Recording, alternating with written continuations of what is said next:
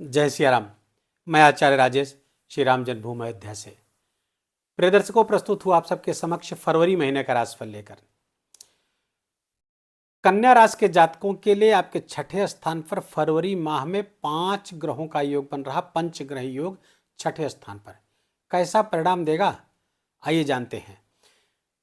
कन्या राशि के जातकों के लिए आपके राशि के स्वामी बुध देव 3 फरवरी को आपके छठे स्थान पर गोचर करना प्रारंभ कर देंगे। बुधदेव न केवल आपके राशि के स्वामी हैं बल्कि आपके कर्म के स्वामी हैं। छठे स्थान पर गोचर करना, अपनी मित्र की राशि पर गोचर करना, मित्र शनि देव की राशि पर गोचर करना बहुत ही शुभ होगा, अच्छे परिणाम होगा। न केवल शनिदेव यहाँ पर मित्र हैं बल्कि वर्तमान में गोचरीय स्थिति का अगर कंपोजिट रिलेशनशिप निकालेंगे तो शनिदेव बुध के लिए वर्तमान में अधिमित्र है, एक्सट्रीम फ्रेंड है। तो एक्सट्रीम फ्रेंड की राशि पर गोचर करने से बुध अत्यंत प्रसन्न अवस्था में रहेंगे। फलतः राशि के स्वामी का और दशमेश का षष्ठम जाने का दुष्प्रभाव प्राप्त नहीं होगा, पहली बात।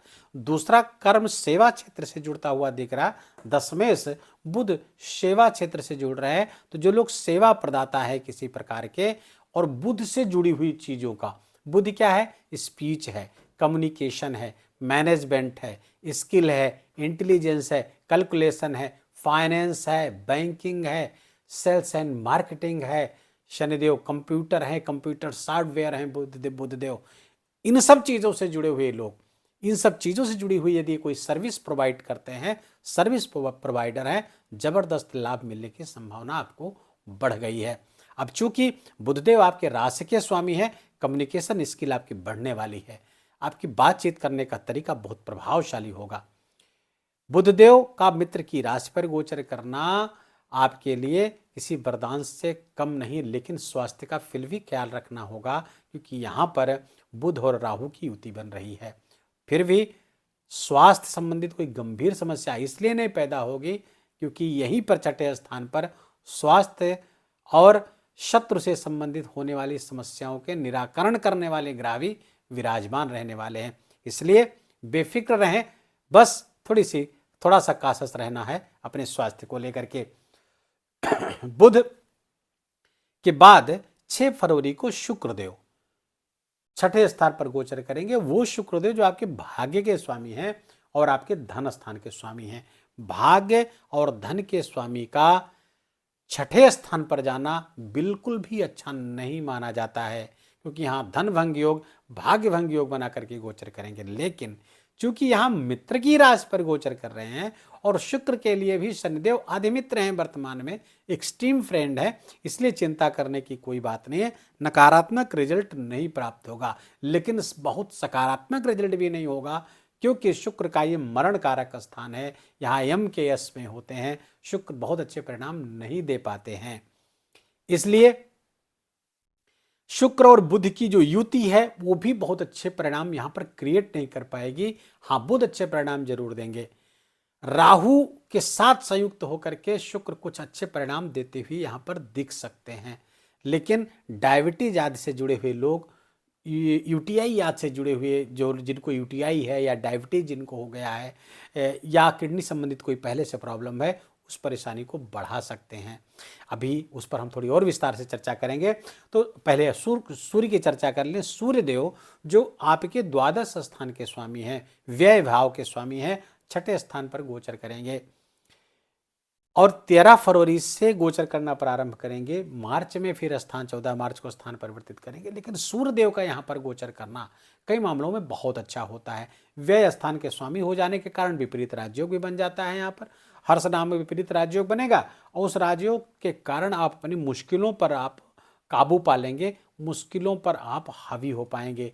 रोग ऋण शत्रु से संबंधित आने वाली मुश्किलें, कंपटीशन से, प्रतिस्पर्धा से पैदा होने वाली मुश्किलों पर आप काबू कर लेंगे, कंपटीशन में विजय दिलाएंगे। लेकिन मंगल देव भी यहाँ पर 23 फरवरी से अपना योगदान देने आ जाएंगे।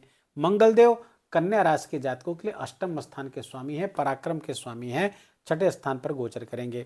और छठे स्थान से जब गोचर करेंगे, चूंकि अष्टम के स्वामी है तो पुनः विपरीत राजयोग यहाँ बन जाएगा। और मंगल देव छठे स्थान के कारक भी होते हैं, तो छठे स्थान अपने कारकत्व वाले स्थान पर गोचर करेंगे, लेकिन ये शत्रु राशि यहाँ पर विराजमान है। तो और राहु के साथ संयुक्त भी होंगे, अंगारक योग भी बनेगा, जिस कारण से आपको एक्सीडेंट वगैरह से बहुत सावधान रहने की आवश्यकता है। कन्या राशि के जातकों के लिए एक्सीडेंट का जबरदस्त योग बनेगा 23 फरवरी के बाद, इसलिए बहुत सावधान रहने की जरूरत है। चोट लगने, जलने, कटने, छिलने आदि की समस्या से आप त्रस्त हो सकते हैं, परेशान हो सकते हैं। साथ ही साथ लड़ाई झगड़ा, वाद विवाद की परिस्थितियां भी पैदा हो सकती, कहीं इंडल्ज हो सकते हैं, लड़ाई हो सकती है आपकी, और उस लड़ाई में आपको चोट भी लग सकती है, शस्त्र लगने का भय भी है। कन्या राशि के बहुत सारे जातक इसको फेस करने वाले हैं 23 फरवरी के बाद में।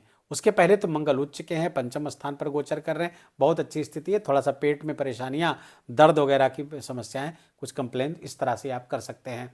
हालांकि देवगुरु बृहस्पति आपके केंद्र में गोचर कर रहे हैं, दसम स्थान पर गोचर कर रहे हैं। बहुत सारी स्थितियों को संभालने का प्रयास करें। जितनी युतियों की हमने चर्चा की है, यहाँ पर देवगुरु बृहस्पति की दृष्टि भी तो आ रही है, तो बहुत सारी परेशानियों से देवगुरु बृहस्पति अर्थात ज्ञान से, समझ से, अपनी नॉलेज से आप उनसे ओवरकम कर जाएंगे, परेशानियों से मुक्ति पालेंगे। अब यहाँ पर देखिए, बुध और राहु की भी युति बनेगी। 5 ग्रह यहाँ बैठेंगे, तो राहु पहले से विराजमान है, तो राहु के साथ अलग ग्रहों की अलग अलग युतियाँ भी बनेगी। तो राहु और बुध की युति बनेगी। राहु और, चूंकि बुध की क्वालिटीज को राहु बढ़ाएगा, क्योंकि राहु का नेचर ही है एक्सपेंड करना, जिस ग्रह के साथ बैठेगा उसकी क्वालिटीज को बढ़ा देगा। तो अब बुध की क्वालिटी को बढ़ाएगा, तो बुध क्या है? इंटेलिजेंस है। बुध क्या है? कम्युनिकेशन है।